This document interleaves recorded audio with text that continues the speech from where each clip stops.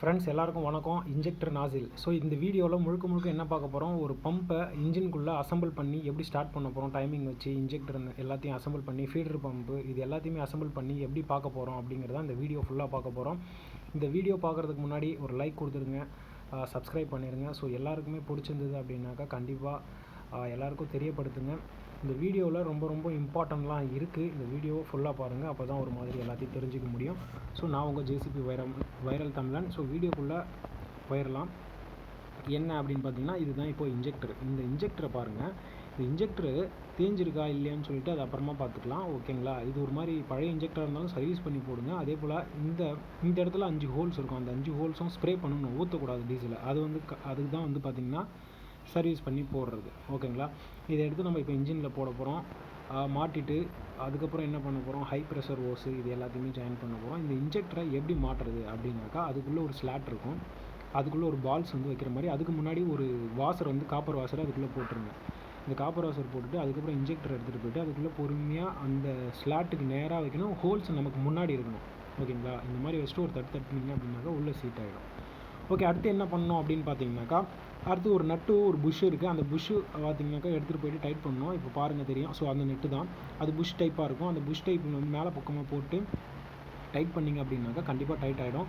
Injector பார்த்தீங்கன்னாக்கா கொஞ்சம் டைட்டாக உட்காரணும், லூஸாக இருக்கக்கூடாது. அதே போல் மேலே 14 ஸ்பேனரை போட்டு டைட்டாக பிடிச்சிக்கிங்க டைட் பண்ணுறதுக்கு. அப்போ தான் வந்து கீழே இருக்க அந்த 24 சைஸு புஷ் போல்டை வந்து டைட் வைக்க முடியும். டைட் வச்சா தான் இன்ஜெக்டர் வந்து வெளியே வராமல் இருக்கும், சரிங்களா. அதே போல் வந்து ஃபுல்லாத்தையும் நம்ம எல்லாத்தையும் ஒரு தடவை டைட் செக் பண்ணிக்கணும், ஷேக் இருக்கா இல்லையான்னு செக் பண்ணிக்கணும். இதெல்லாம் செக் பண்ணால் தான் அப்படின்னாக்கா உங்களுக்கு இன்ஜெக்டர் கரெக்டாக வேலை செய்யும். ஸோ இல்லை அப்படின்னாக்கா கண்டிப்பாக ஃபால்ட் வந்துடும், ஓகேங்களா. அதனால் நான் என்ன சொல்கிறேன் அப்படின்னாக்கா, இந்த வீடியோவை ஃபுல்லாக பார்த்தீங்கன்னா தான் உங்களுக்கு தெளிவாக புரியும். ஸோ பம்பை எப்படி அடுத்தது டைமிங் வச்சு மாட்டுறது அப்படின்னு சொல்லிட்டுலாம் பாருங்கள். நான் பம்பை மாட்டியிருப்பேன். இதுக்கு முந்தின வீடியோவில் ஒன்று பார்த்தீங்க அப்படின்னாக்கா கண்டிப்பாக உங்களுக்கு இன்னும் எப்படி கழட்டுறது, எப்படி டைமிங் வச்சு இன்ஜின் டைமிங்கு அப்படின்னு சொல்லிட்டு புரிஞ்சிருக்கும். அதை ஒரு தடவை கிளாரிஃபை பண்ணுங்கள், அப்போ தான் உங்களுக்கு புரியும். ஸோ இது வந்து பார்த்திங்கனாக்கா இன்ஜெக்டரு மாட்டியாச்சு, ஃபுல்லாக நம்ம வந்து டைட் வைக்கிறோம். டைட் வச்சுட்டு 24 தான் கொஞ்சம் வந்து ஸ்பேனர் போட்டு டைட்டை செக் பண்ணிக்கிறோம், லூஸ் வந்து எப்படி இருக்குது அப்படின்னு சொல்லிட்டு. கொஞ்சம் நல்லா ஃபுல்லாக டைட் வச்சுக்கிங்க. ஏன்னா இன்ஜெக்டர் வந்து பார்த்திங்கன்னா ஃபயரிங் ஏரியா, அது அப்போ தான் நல்லாயிருக்கும். அப்புறம் வந்து பார்த்திங்கனாக்கா மேலே high pressure diesel hose, metal hose வந்து மாட்டுறதுக்கு முன்னாடி என்ன பண்ணணும் அப்படின்னா, டீசல் ரிட்டன் லைனில் மாட்டணும். அது கீழே ஒரு காப்பர் வாசர் மாதிரி கொடுத்துருப்பாங்க, அதை வந்து மாட்டணும். ஸோ இப்போ நம்ம டைட்டு செக் பண்ணுறோம், ஓகேங்களா. இந்த ஸ்பெசிஃபிக் டூல் இருந்தால் தான் நீங்கள் வந்து இந்த இன்ஜெக்டரை கழட்ட முடியும், ஓகேங்களா. இந்த மாதிரி ஒரு லென்த்து பிட்டு வேணும் உங்களுக்கு, 24 சைஸு. அப்படி இருந்தால் தான் இதை கழட்ட முடியும். அதே போல் ஓவராக வந்து டைட்டும் வைக்கக்கூடாது, ஓகேங்களா. ஓவராக டைட் வச்சிங்க அப்படின்னாக்கா அந்த சைடில் வந்து தேய ஆரம்பிக்கும். எப்படின்னாக்கா இன்ஜெக்டர் வந்து நசுக்க ஆரம்பித்து தேயும். அதனால் ஓரளவுக்கு மீடியமான டைட் வச்சுங்க. அதே போல் சுற்றக்கூடாது. இன்ஜெக்டர் சுற்றிடுச்சுனாலும் உங்களுக்கு அந்த பால்ஸ் வந்து தேஞ்சிடும், ஓகேங்களா. அதை எப்போயுமே மறக்காமல் ஞாபகம் வச்சுக்கோங்க. ஓஸ் எல்லாமே மாட்டுற மாதிரி ஹோல்ஸ் நம்ம பக்கம் தான் இருக்கணும். ஸோ அடுத்தது வந்து பார்த்திங்கன்னா ரிட்டன் லைன் டியூப் மாட்ட போகிறோம். அதுவும் மெட்டல் தான். ஸோ இந்த மாதிரி 14 போட்டு அதை நம்ம பக்கம் திருப்பிக்கிட்டு இன்னொரு தடவை அந்த 27 போட்டு டைட் வச்சுக்கணும், சரிங்களா. அதுதான் இப்போ பண்ணுறாங்க. வந்து பண்ணும்போது என்ன நடக்குது அப்படின்னாக்கா சுத்தம், சரிங்களா. நான் என்ன பண்ணுறேன், மேலே போட்டு பிடிச்சிக்கிட்டேன். அதுக்கப்புறம் கீழே வச்சு டைட் வைப்பாங்க எங்கள் அண்ணன், எங்கள் பிரதர் தான் அவர், வேறு யாரும் கிடையாது. ஸோ இதை நான் வந்து ஃபஸ்ட்டு டைம் எங்கள் பிரதர் பண்ணார், 2வது டைம் நான் பண்ணியிருப்பேன். ஓகே, அதெல்லாம் வந்து பார்த்துக்கலாம். இப்போ வந்து புள்ளி மாட்ட போகிறோம், பம்பு புள்ளி, அதாவது டைமிங் புள்ளி. இது வந்து அந்த மார்க் இருக்கும், அந்த மார்க்குக்கிட்ட கரெக்டாக வச்சு மாட்டுங்க, அப்போ தான் வந்து கரெக்டாக இருக்கும். அதே போல் டைமிங் வந்து எப்படி வைக்கணும் அப்படின்னாக்கா, இந்த பெல்ட்டு புள்ளி இருக்குது, ஃபேன் பெல்ட்டுக்கு நேராக கீழே கிராங்க் ஷாஃப்ட்டு புள்ளி இருக்கும், அதில் ஒரு மார்க் இருக்கும். அந்த மார்க் வந்து இன்ஜினுக்கு மேலே சென்டராக இருக்கணும். அதாவது ஒரு நீடில் மாதிரி முள்ளு கொடுத்துருப்பாங்க, அந்த முள்ளுக்கு நேராக இருக்கணும். அது இதுக்கு முந்தின வீடியோவில் பார்த்துருந்தீங்க அப்படின்னாக்கா உங்களுக்கு கிளாரிஃபை கிடைக்கும், ஓகேங்களா. ஓகே, இது பிடிச்சிருந்தேன்னா கண்டிப்பாக எல்லாேருக்கும் தெரியப்படுத்துங்க. உங்களுக்கும் பிடிச்சிருக்கு அப்படின்னாக்கா லைக் பண்ணுங்கள், ஓகேங்களா. இப்போ வந்து பம்போட அந்த புள்ளியோட லாக் நெட்டை வந்து நம்ம டைட் பண்ணி போகிறோம், வேறு ஒன்றும் கிடையாது, சரிங்களா. அதுக்கப்புறம் ஃபீடர் பம்பு மாட்டணும், ஓகேங்களா. வீடியோவை ஃபுல்லாக பாருங்கள், அப்போ தான் உங்களுக்கு புரியும். இந்த பம்பு மாட்டும்போது அந்த மார்க்குக்கு நேராக நான் காட்டுவேன், அந்த மார்க்குக்கு நேராக வச்சு மாட்டினீங்க, அப்போ தான் வந்து உங்களுக்கு இது பாருங்கள் சுத்தாத அளவுக்கு நான் அந்த இடத்துல போட்டு ஸ்பேனர் போட்டு லாக் பண்ணிட்டேன். சுற்றக்கூடாது. சுற்றுச்சுன்னா அப்படின்னாக்கா உங்களுக்கு டைமிங் மாறிடும். இன்ஜினும் சுற்றக்கூடாது, பம்பும் சுற்றக்கூடாது, சரிங்களா. அது வந்து ரொம்ப கேர்ஃபுல்லாக இருங்க. இன்னொரு முக்கியமான ஒரு விஷயம் இருக்குது. அந்த முக்கியமான விஷயம் நீங்கள் வந்து இப்போவே வந்து தெரியாது, நான் வீடியோலாம் வரும்போது அதை நான் பண்ணும்போது உங்களுக்கு சொல்கிறேன், அதை பார்த்து தெரிஞ்சுக்கோங்க. என்னன்னு சொல்லிட்டு அது ரொம்ப ரொம்ப வெரி இம்பார்ட்டன்ட். நீங்கள் அதை பண்ணாமல் வண்டியை ஸ்டார்ட் பண்ண முடியாது, சரிங்களா? அதை பண்ணால் தான் வண்டி ஸ்டார்ட் பண்ணணும். அதை பண்ணாமல் நீங்கள் வந்து வண்டி ஸ்டார்ட் பண்ணிட்டீங்க அப்படின்னாக்கா உங்கள் பம்பு திரும்பி ப்ராப்ளம், ஓகேங்களா? அதை தான் வந்து சொல்ல போகிறேன். முழுசாக அதை கேளுங்க, வீடியோவும் முழுசாக பாருங்கள், அப்போ தான் உங்களுக்கு புரியும், சரிங்களா? அதே போல் நல்லா எல்லோரும் சப்போர்ட் பண்ணுங்க. இப்போ இந்த லாக் நட்டை நம்ம டைட் பண்ணிடலாம். அந்த புள்ளியில் வந்து டைட் பண்ணதுக்கப்புறம் என்ன நடக்குது அப்படின்னாக்கா, அதுக்கப்புறம் இந்த பிளேட்டு, இது வந்து டைமிங் கேஸ் பிளேட்டு அப்படின்றத விட ஃபீடர் பம்பு அசம்பிள் பண்ணுற பிளேட்டு, ஓகேங்களா? ஃபீடர் பம்பு இதில் தான் நம்ம கேஸ்கெட்டு போட்டு பேஸ்ட்டு போட்டு ஃபுல்லாக அசம்பிள் பண்ண போகிறோம். அசம்பிள் பண்ணிவிட்டு ஸோ அந்த இடத்துல தான் அசம்பிள் பண்ண போகிறோம்.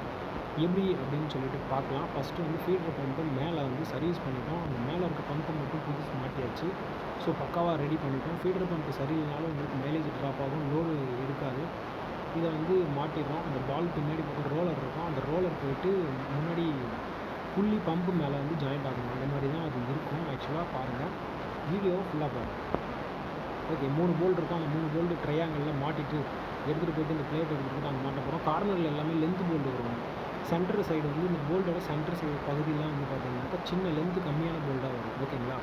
அதை வந்து நோட் பண்ணிக்கங்க. அதை நோட் பண்ணாமல் இருக்காதீங்க. பெரிய போல்டு வந்து சென்டரில் போட்டிங்க அப்படின்னாக்கா நீரில் வந்து உராச ஆரம்பிச்சிடும் உள்பகுதியில், ஓகேங்களா? ஸோ இது பாருங்கள், சைடில் இங்கே பாருங்கள், நான் மேலே போல்டு போட்டிருக்கேன்னா ஸோ அந்த மார்க்கு காட்டின பாருங்கள். இதே போல் அந்த மார்க்கு நேராக வச்சுக்கணும். பம்பு வந்து பார்த்திங்கன்னா மேலே பக்கம் ஸ்லாட்டு கம்மியாக இருக்கணும், தள்ளிடணும் ஃபுல்லாக. ஓகே, இன்ஜெக்டர் எல்லாம் மாட்டியாச்சு. இப்போ ரிட்டன் லைனும் மாட்டியாச்சு. ஓகே, அடுத்து வந்து பார்த்திங்கனாக்கா என்னென்ன பண்ணணும் அப்படின்னாக்கா, மார்க்கு நான் ஒரு கை காட்டுறேன். மார்க்கும் அதுக்கு நேராக நீடிலுக்கு நேராக வச்சிடணும் மார்க்கு. இதுதான் இன்ஜின் டைமிங். இது வந்து இல்லை அப்படின்னாக்கா கண்டிப்பாக உங்களுக்கு இன்ஜின் ஸ்டார்ட் ஆகாது, சரிங்களா? ஓகே, அடுத்து என்ன பண்ண போகிறோம் அப்படின்னாக்கா, இப்போது ஃபீடர் பம்ப் எடுத்துகிட்டு போய் மாட்ட போகிறோம். ஃபீடர் பம்ப் எடுத்துகிட்டு போய் மாட்டுறது கேர்ஃபுல்லாக மாட்டுங்க. எப்பயுமே வந்து ஃபீடர் பம்பு நல்லா ஒர்க் ஆகணும் தான் உங்களுக்கு டீசல் ஃப்ளோ நடக்கும். ஸோ அதை வந்து நல்லா கரெக்டாக பண்ணுங்கள். இந்த வீடியோவை பார்த்தீங்க அப்படின்னாக்கா கண்டிப்பாக உங்களுக்கு தமிழில் வேறு யாரும் பண்ணியிருக்க மாட்டாங்க. நான் வந்து சொல்லித்தரேன் உங்களுக்கு எல்லாமே A to Z, வண்டியில் என்னென்ன இருக்குது எல்லாத்தையுமே உங்களுக்கு கிளாரிஃபை பண்ணிடுறேன், ஒன்றும் பிரச்சனை கிடையாது, ஓகேவா? இது வந்து சைடில் கார்னர் பக்கமாக வந்து பெரிய போல்டு போடணும், அதாவது லென்த் போல்டு. உள்பகுதி சென்டர் பகுதியில் வந்து பார்த்தீங்கன்னாக்கா சின்ன சின்னதாக போடணும். இப்போ பண்ணுறதாங்க முழுசான ஒரு வேலை என்னென்னா, இந்த போல்டை லூஸ் பண்ணி, இதை தான் நான் சொன்னேன், இதை பண்ணாமல் நீங்கள் வண்டி ஸ்டார்ட் பண்ணவே முடியாது அப்படின்ட்டு. இந்த போல்டை லூஸ் பண்ணிவிட்டு அந்த இடத்துல ஒரு வாசர் எடுத்துகிட்டு போய் சொருகணும். அந்த வாசரை ஃபிட் பண்ணதுக்கப்புறம் தான் நீங்கள் ஸ்டார்ட் பண்ண முடியும். இல்லை அப்படின்னாக்கா கண்டிப்பாக உங்கள் பம்பு திரும்ப ப்ராப்ளம் ஆகிடும். கண்டிப்பாக இதை புரிஞ்சுக்கிங்க எல்லோரும். இந்த 10 சைஸ் தான் இருக்கும் அது. இந்த வாசர் எடுத்துகிட்டு போய்ட்டு அதில் வந்து சொருவிடணும், ஓகேங்களா? சொருவினதுக்கப்புறம் இந்த போல்டை டைட் வச்சிடலாம். இதை பண்ணலை அப்படின்னாக்கா கண்டிப்பாக உங்கள் பம்பு போயிடும், ஷாஃப்ட்டு சுற்றாது உங்களுக்கு, சரிங்களா? சாஃப்ட்டு சுத்தாமல் இருந்துச்சு அப்படின்னாக்கா கண்டிப்பாக உங்களுக்கு ஸ்டார்ட் ஆகுமா? ஆகாது. So problem. ஸோ இந்த பம்பு ஒன்றுமே கிடையாது. அதுக்கு மேலே ஒரு உட்ரஃப்ட் கீ, அதாவது ஒரு கீ இருக்கும். அந்த கீ போட்டு விட்டு அதுக்கு நேராக அந்த மார்க், நான் ஒயிட் மார்க்கர் காட்டினால அதுக்கு நேராக சொருவிட்டு இதே மாதிரியே மேலே பக்கம் கொஞ்சம் கேப்பாக இருக்கும். போல்டு 3 பகுதியில் போல்டு போடுறது. உள்பகுதி இன்ஜின் சைடு இருக்க போல்டு மட்டும் கழட்டுறதுக்கு ஸ்ட்ரைட் ஸ்பேனர் வேணும். ஒரு சைடு ரிங் இருக்கும், ஒரு சைடு வந்து டபுள் ஹேண்ட் இருக்கும். அந்த மாதிரி ஸ்பேனர் வச்சா தான் நீங்கள் கழட்ட முடியும், இல்லைனா கழட்ட முடியாது. ஸோ ஓகே, இந்த நட்டை வந்து நம்ம டைட் பண்ணினா தான் சாஃப்ட்டே சுற்றும் பம்பிலேருந்து. இதை வந்து டைட் பண்ணிக்கலாம், மீடியமான டைட் வச்சுக்கலாம், ஓகேங்களா?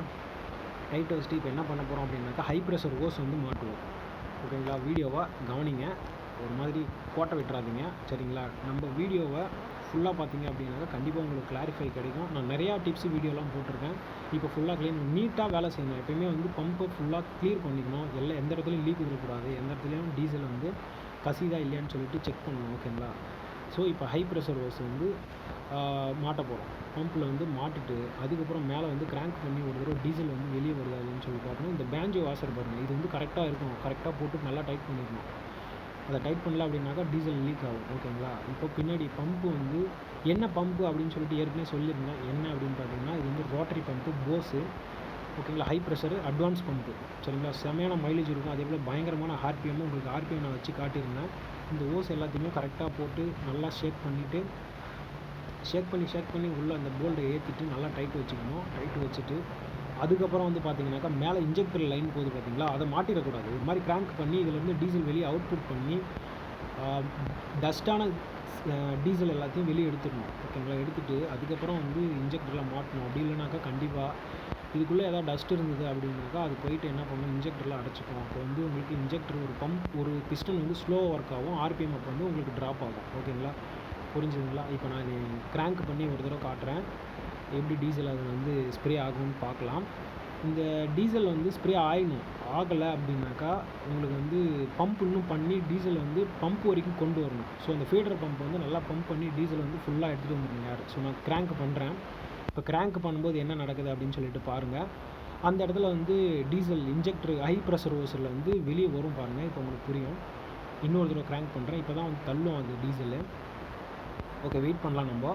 இன்னொரு தடவை அந்த இடத்துல தள்ளும்போது என்ன நடக்குது அப்படின்னு பார்த்தீங்கன்னா டஸ்ட்டு எல்லாமே வெளியே வந்துடும். பாருங்க, ஸ்ப்ரே பண்ணுது டீசலு ஹை ப்ரெஷரில். இப்போ நான் என்ன பண்ணுறேன், இதை எடுத்துகிட்டு போயிட்டு எல்லாத்தையுமே இன்ஜெக்டரில் கனெக்ஷன் கொடுக்கணும். அடுத்தது அதுதான். வீடியோவை கண்டினியூவாக பாருங்கள். ஜஸ்ட் நான் இப்போ மேலேருந்து வந்துட்டுருக்கேன் கிராங்க் பண்ணிவிட்டு. ஓகேங்களா, பார்க்கலாம், வெயிட் பண்ணுங்கள். இன்லெட் மானிஃபோல்டு இது. இப்போ வந்து என்ன பண்ண போகிறோம், ஹை ப்ரெஷர் ஓசரை இன்ஜெக்டரில் மாட்ட போகிறோம்.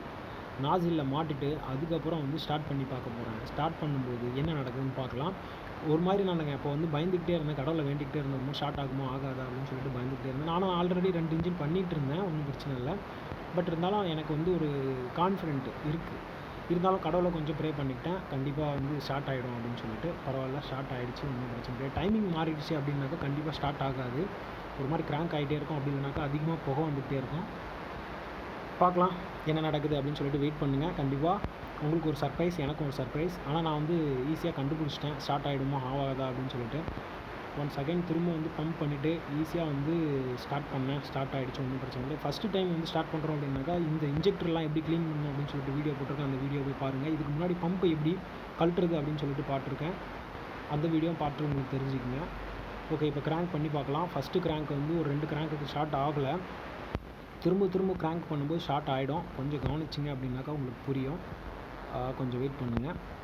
டர்போவும் நம்ம கனெக்ட் பண்ணணும். டர்போ கனெக்ட் பண்ணிட்டோம் அப்படின்னாக்கா இன்னும் சூப்பராக வந்து வண்டி ஸ்டார்ட் ஆகும். ஓகேங்களா, டர்போ நல்லா ஏரை வந்து ஃப்ளோ பண்ணும்.